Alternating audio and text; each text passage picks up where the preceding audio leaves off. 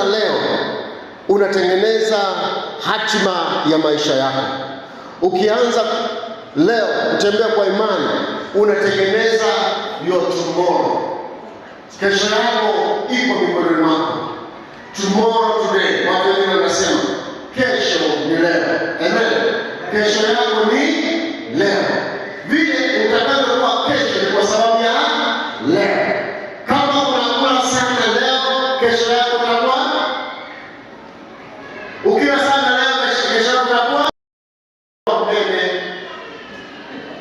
Sawa. Usipokula leo, kesho itakuwa umekonda. Kwa hiyo leo, kesho. Bwana Yesu asifiwe. Usipoomba leo, kesho matokeo yatakuomba. Usipopanda leo, usipotoa leo, kesho. Naelewa? Usipoamua leo, kesho. Kusimama kwa imani. Simama kwa imani. Wiki hii ikawa ni wiki ya mafanikio sana juu ya maisha yako. Lolote unalofanya kwa imani likafanikiwa.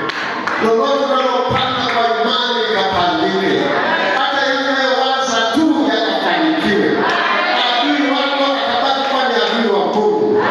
Ukadhiriwe kuingiapo utokapo katika jina la Yesu. Malaika wa mbingu wakae mbele na nyuma na pembeni wamekulinda katika jina la Yesu. Na ukaitwe heri kwa maisha yako yote katika jina la Yesu. Lolote unalofanya kwenye biashara yako, kwenye maisha yako, likafanikiwa katika jina la Yesu. Utakapotamka kwa imani, ukasema kama nikaone kizazi cha nne, ikawe kwa ajili yako katika jina la Yesu. Na unapotembea na unapowaza, mkono wa Bwana ukawe juu yako. Neema ya Bwana ikatawale juu ya kila kitu katika jina la Yesu. Na hakika kwa imani Mungu anafanya. Kwa imani Mungu anatenda. Kwa imani Mungu anatulinda. Kwa imani Mungu atatukamia. Ataonekana tu kwa heri katika jina la Yesu Kristo. Mungu wa mbinguni abariki kila hatua uliyo nayo. Mungu wa mbinguni abariki kila kitu ulicho nacho.